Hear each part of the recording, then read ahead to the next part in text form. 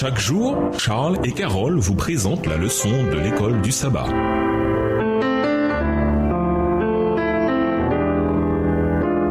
Bienvenue dans notre émission. Dieu nous parle. Nous voilà à la leçon de dimanche, une image plus claire de Dieu. C'est la Bible qui nous donne l'image la plus vraie, la plus claire et la plus cohérente de Dieu. Toute la Bible cherche à lever ce voile entre notre monde visible et l'invisible, afin de nous montrer d'où nous venons et où nous allons, et en définitive, de nous montrer qui est aux commandes et à quoi il ressemble. De la Genèse à l'Apocalypse, nous en apprenons beaucoup sur le seul vrai Dieu, qui se fait connaître à travers la Bible et à travers Jésus-Christ, Dieu incarné. Nous lisons à propos de l'omnipotence de Dieu, Job 1, le verset 12, son omniscience, Ésaïe 46, les versets 9 à 10, sa justice, Ésaïe 30, le verset 18, sa miséricorde, Deutéronome 7, le verset 9, sa bienveillance et sa patience envers nous, Romains 2, le verset 4, sa sagesse, 1 Corinthiens 2, le verset 7, sa grâce, 2 Corinthiens 12, le verset 9, son pardon, Matthieu 6, le verset 14, sa volonté pour nos vies, Jérémie 29, le verset 11, sa puissance pour vaincre la mort, Jean 11, le verset 25, sa royauté, Psaume 47, le verset 8, sa nature éternelle, Deutéronome 33, le verset 27, et bien d'autres caractéristiques qui nous donnent de nombreuses raisons de l'aimer et d'avoir une relation durable avec lui. Plus nous en avons sur Dieu et sur son caractère, et plus nous l'aimons, et nous voulons avoir une relation étroite et constante avec lui. C'est Lucifer qui, le premier, douta du caractère de Dieu. Ces doutes donnèrent lieu à la plus grande bataille de notre univers. Depuis ce temps-là, Satan s'efforce constamment de remplir les esprits de préoccupations frivoles qui les empêchent d'acquérir la connaissance de Dieu. Extrait du livre Témoignage pour l'Église, volume 2, page 394, écrit par Ellen G. White. Satan se moque de savoir quelle image nous avons de Dieu. Panthéiste, athéiste, déiste, etc. Du moment que cette image n'est pas la bonne. Lisons Genèse 3, les versets 1 à 5. Quel était l'objectif de Lucifer dans sa conversation avec Ève? Quel mensonge lui a-t-il raconté à propos du caractère de Dieu? Genèse 3, versets 1 à 5.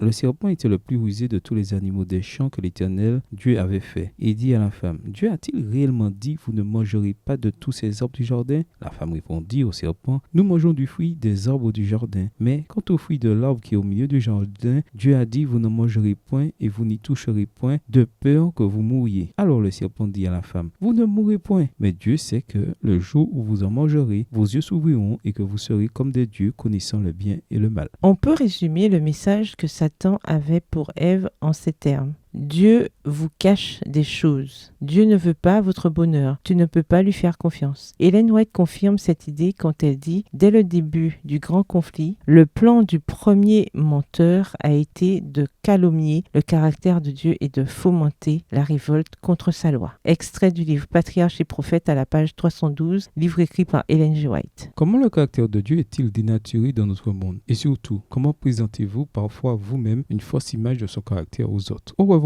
Et à demain si Dieu veut. Dieu nous parle. Chaque jour, Charles et Carole vous présentent la leçon de l'école du sabbat.